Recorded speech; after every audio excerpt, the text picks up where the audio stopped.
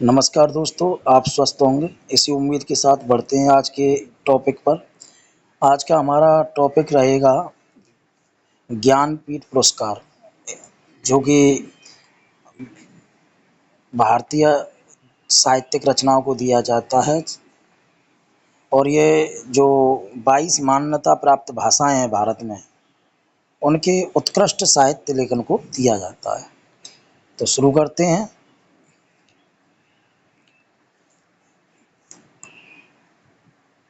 इसकी प्रस्तावना की बात करें तो एक नज़र में पढ़ लेते हैं। ज्ञानपीठ पुरस्कार भारत का सर्वोच्च साहित्यिक पुरस्कार है जो भारतीय ज्ञानपीठ द्वारा दिया जाता है। यह पुरस्कार भारतीय साहित्य में उत्कृष्ट योगदान के लिए लेखकों को सम्मानित करता है।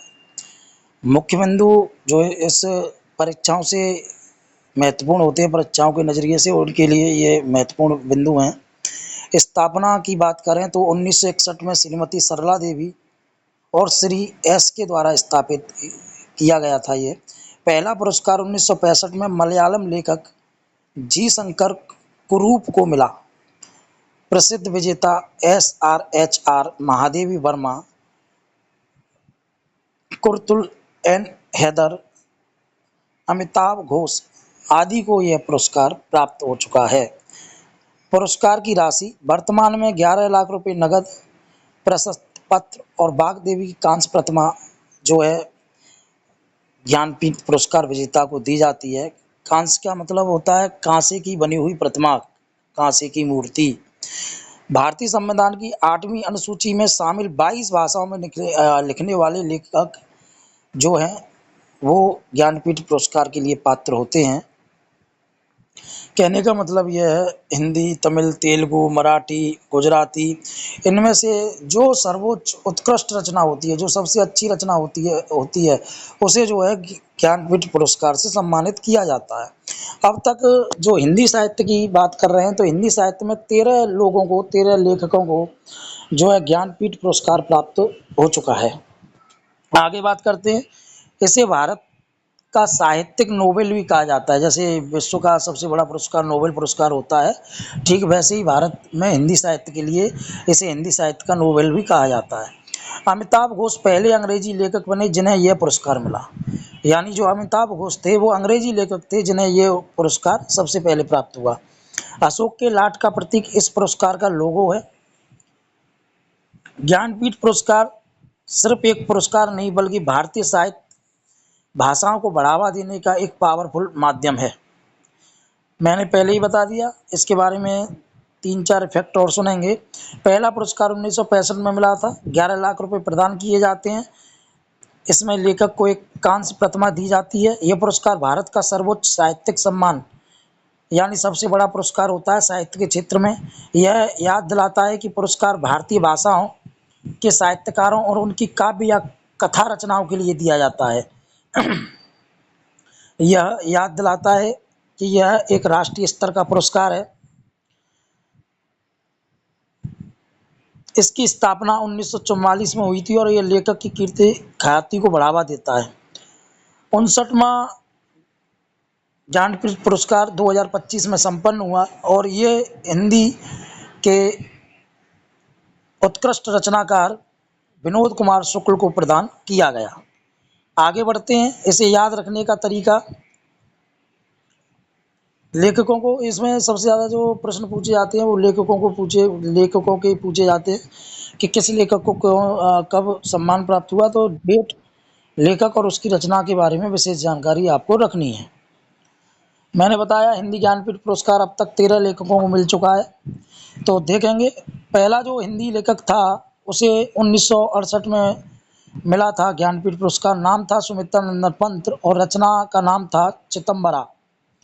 दूसरा जो मिला 1972 में रामधारी सिंह दिनकर, उर्वशी के लिए इन्हें जो है ज्ञानपीठ पुरस्कार प्रदान किया गया। 1979 सच्चिदानंद वात्स्यायन आज्ञे, इनको कितनी नावों में कितनी बार इस रचना के लिए ज्ञानपीठ पुरस्कार से सम्मानित किया गया। 4 नंबर पर देखेंगे 1986 महादेवी वर्मा को उनकी उत्कृष्ट रचना यामा के लिए ज्ञानपीठ पुरस्कार से सम्मानित किया गया। 5वें पर 1991 निर्मल वर्मा अंतिम अरण्य, ये उनकी रचना थी जिसके लिए उन्हें ज्ञानपीठ पुरस्कार से सम्मानित किया गया 1999। ये खास है ध्यान रखना, क्योंकि इस बार 2 संयुक्त लेखकों को एक साथ ज्ञानपीठ पुरस्कार से सम्मानित किया गया था, निर्मल वर्मा व गुलजार। इन दोनों को इनकी उत्कृष्ट रचना के लिए,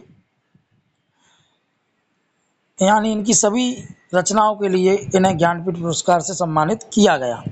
2005 में कुमार नारायण, इनकी रचना थी कोई दूसरा नहीं, इसके लिए इन्हें ज्ञानपीठ पुरस्कार से सम्मानित किया गया। 2013 में केदारनाथ सिंह, अकाल में सारस, इसके लिए इन्हें ज्ञानपीठ पुरस्कार से सम्मानित किया गया। सन 2014 में शिव प्रसाद सिंह को नेपथ्य में हंस, इसके लिए ज्ञानपीठ पुरस्कार दिया गया। 2015 में मंगलेश डबराल, हम जो देखते हैं, उस रचना के लिए इन्हें ज्ञानपीठ पुरस्कार से सम्मानित किया गया। 2019 में भवानी प्रसाद मिश्र को, जो कि मरने के बाद उन्हें ये पुरस्कार दिया गया था, और इनकी जो रचना थी भवानी प्रसाद मिश्र की, वो थी गीत फरोश। 2022 में अशोक वाजपेयी, संशय के दरमियान, उनकी ये उत्कृष्ट रचना थी जिसके लिए उन्हें ज्ञानपीठ पुरस्कार दिया गया।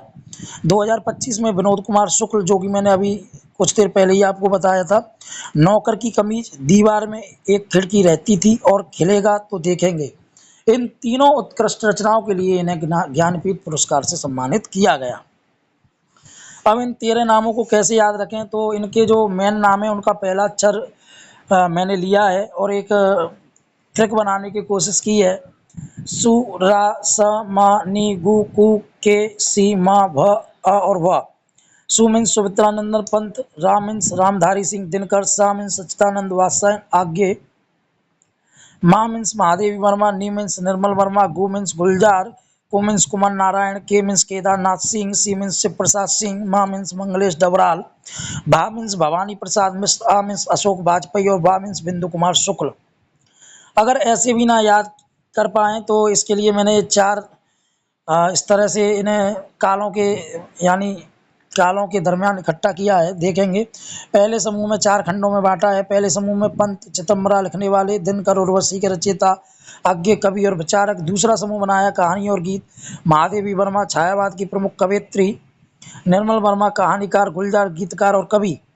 तीसरा समूह बनाया है कुमार नारायण प्रयोगधर्मी कवि, केदारनाथ सिंह समकालीन कविता के स्तंभ, शिव प्रसाद सिंह उपन्यासकार। चौथा समूह बनाया सबसे ताज़ा, जो कि आधुनिक कवियों का है, मंगलेश डबराल जनपक्षधर कवि, भवानी प्रसाद मिश्र प्रगतिशील कवि, अशोक वाजपेयी आलोचक और कवि, विनोद कुमार शुक्ल आधुनिक कवि। आपको अगर ये जो याद करना है तो इसे पहले अक्षरों को लिख लेना, लेखकों के पहले अक्षर, नाम के पहले अक्षर को लिखकर उन्हें याद करना। 4-5 बार अगर आप दोहराओगे तो आपको याद हो जाएगा। अगर आपको ऐसा लगता है कि ये वीडियो में आपने कुछ भी सीखा हो, एक भी पॉइंट सीखा हो, तो प्लीज़ चैनल को लाइक करें, सब्सक्राइब करें, कमेंट करें और शेयर करें। धन्यवाद।